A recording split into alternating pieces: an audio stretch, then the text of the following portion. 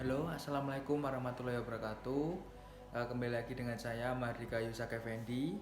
Saya peserta ECDP tahun 2022 OJT Cabang Bandung 2. Pada video kali ini saya akan menjelaskan atau menceritakan mengenai habits 7 bulan ketiga, mengenai apa sih yang perlu didahulukan antara tugas-tugas yang tentunya mungkin ada yang penting, mungkin ada yang nggak penting. Apa sih yang perlu kita dahulukan seperti itu? Dan dalam konteks hal ini adalah khususnya pekerjaan dari koordinator finance dan koordinator accounting. Nah, ada beberapa tugas-tugas yang saya ambil pada kesempatan kali ini, yaitu yang pertama untuk tugas dari koordinator finance sendiri, yaitu Opnam Kas. Kemudian yang kedua ada konfirmasi piutang, kemudian yang ketiga ada menghitung insentif dari kolektor, kemudian ada Opnam Giro, kemudian ada controlling faktur overdue, kemudian controlling faktur sisa, kemudian ada controlling faktur belum didetekan, dan controlling faktur belum terbayar yang COD, kemudian memeriksa hasil tagihan dari kolektor, dan yang terakhir opnam faktur.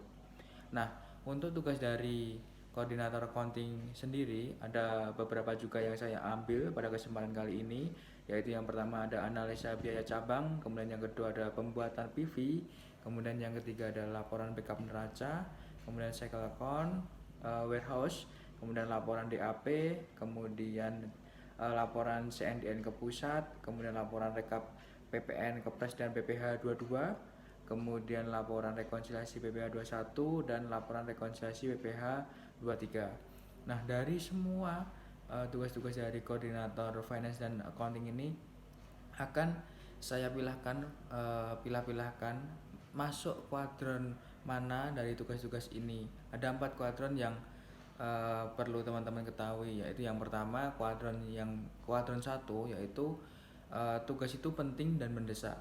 Kemudian ada kuadran yang kedua, yaitu penting tetapi tidak mendesak.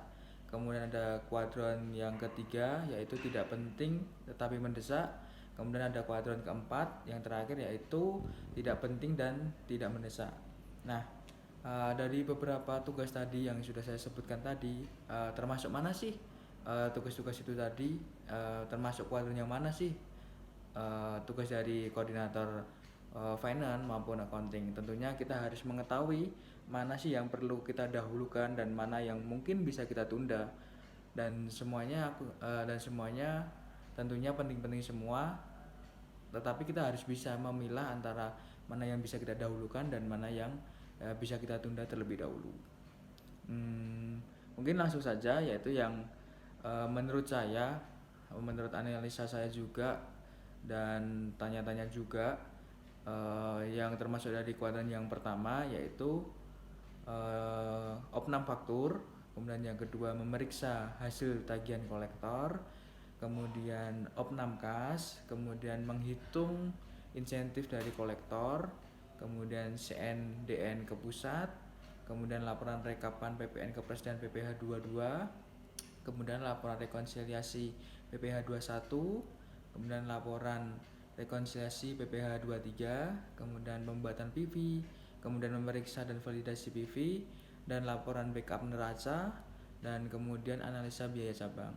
Kenapa saya masukkan ke kuadran pertama? Karena tugas-tugas itu tadi sangat penting, dan apabila tidak dijalankan atau tidak didahulukan, maka proses selanjutnya dari pekerjaan itu tidak bisa berjalan.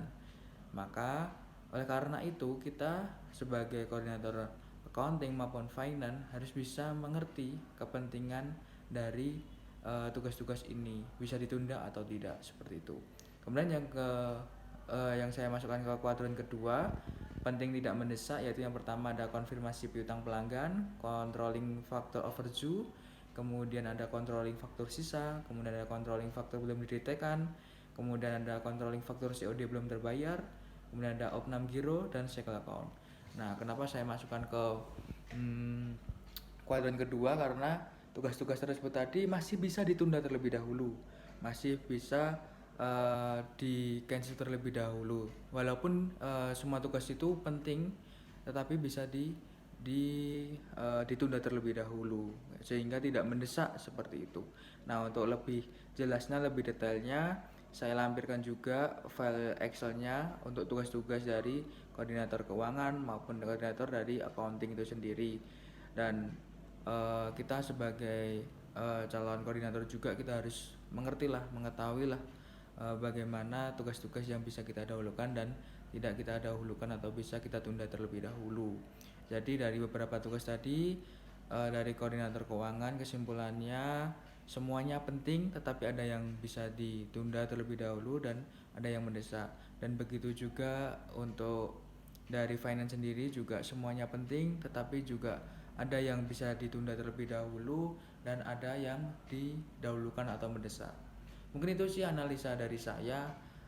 Mungkin sedikit video dari saya ini juga bisa menjelaskan lah, semoga bisa menjelaskan apa sih pekerjaan-pekerjaan dari koordinator keuangan maupun finance ataupun dari accounting sendiri yang bisa kita dahulukan, yang bisa kita uh, pending atau kita tunda. Mungkin itu kurang lebihnya, saya mohon maaf. Wassalamualaikum warahmatullahi wabarakatuh.